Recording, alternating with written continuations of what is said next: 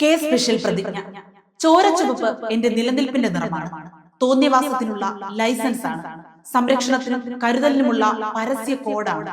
ചോര ചുവപ്പിനായി ഞാൻ എന്റെ ജീവനും ജീവിതവും ബലി കൊടുക്കും. ഇവിടുത്തെ മണ്ണിനെ ചോരയിൽ കുതിർക്കുക എന്ന ജീവിത ലക്ഷ്യത്തിനായി തല പോകും വരെ ഞാൻ കാലു നക്കും. കൊലവിളികൾ മുഴക്കാനും കൊന്നു തള്ളാനുമുള്ള എന്റെ പ്രതിജ്ഞാബദ്ധത ഞാൻ എന്നും കാത്തു സൂക്ഷിക്കും. ചൊറിവാദ്യങ്ങൾ.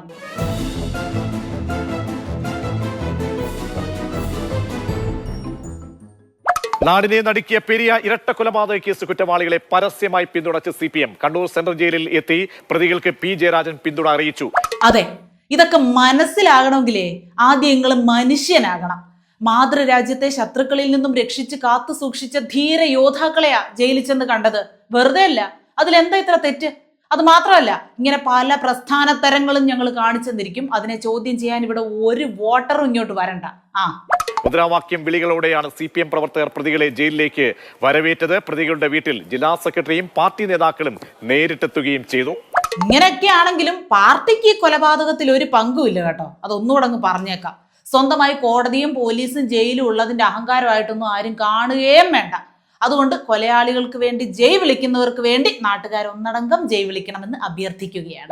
CPM-ന്റെ പ്രവർത്തകരാണ് അവരൊക്കെ, നേതാക്കന്മാരാണ്. നേതാക്കന്മാരെ കാണാൻ തന്നെയാണ് വന്നത്. ഞാൻ CPM-ന്റെ സ്റ്റേറ്റ് കമ്മിറ്റി മെമ്പർ കൂടിയാണ്. ജനങ്ങളെ വെല്ലുവിളിച്ച് മുഖത്ത് കാർക്കിച്ച് തുപ്പുന്നതായിട്ട് ആർക്കെങ്കിലും തോന്നിയിട്ടുണ്ടെങ്കിൽ അത് തികച്ചും യാദൃശ്ചികം മാത്രമാണ് കേട്ടോ.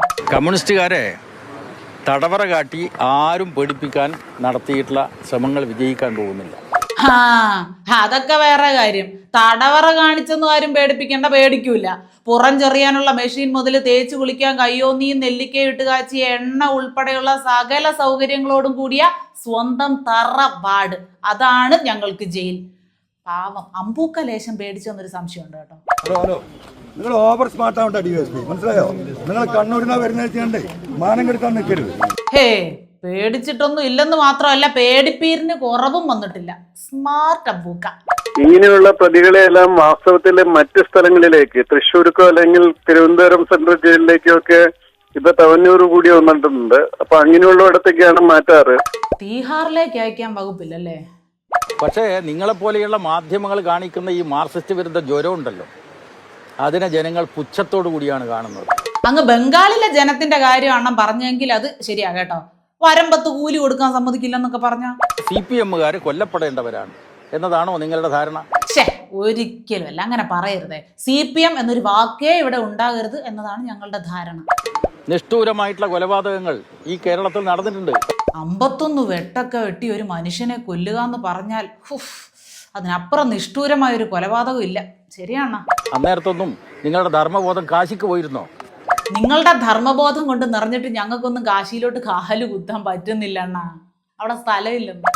ഞാൻ എഴുതിയിട്ടുള്ള ഒരു പുസ്തകം അവർക്ക് വായിക്കാൻ കൊടുത്തിട്ടുണ്ട്. അപ്പൊ പിന്നെ കുഴപ്പമില്ല. ജയിലിൽ നിന്ന് ഇറങ്ങി കഴിഞ്ഞ് അവരെങ്ങാനും ഇനി സൽസ്വഭാവികളായി പോകുമോ എന്നുള്ള ആശങ്ക ഇനിയിപ്പോ വേണ്ട. കൊലയാളികളെയാണ് അവിടെ കിടത്തിയേക്കുന്നത് മുഴുവൻ. ആ കൊലയാളികളെ കാണാൻ ഇതേപോലുള്ള നേതാക്കള്, ഇതൊക്കെ നേതാക്കളാണോ? രാഷ്ട്രീയ നേതാക്കളാണോ ഇതൊക്കെ? അയ്യോ സാറേ, ചോരയുടെ ചുവപ്പുണ്ടല്ലോ, ചോരയുടെ ചുവപ്പ്, അതിനോടൊരു വല്ലാത്ത ഇഷ്ടമായി ഇവർക്ക്. ആ ചുവപ്പ് ഒഴുക്കുന്നവരെ അവരിങ്ങനെ പൊതിഞ്ഞ് സംരക്ഷിക്കും. വിപ്ലവം ജയിച്ചു, ജനാധിപത്യം തോറ്റു. ഇനിയിപ്പോ ഇനി ശ്രീ പിണറായി വിജയൻ എപ്പോ പോകും എന്ന് നമുക്ക് നോക്കിയിരിക്കാം. ഉടൻ പ്രതീക്ഷിക്കാം. തൊലിയുറപ്പുള്ള ചോരളം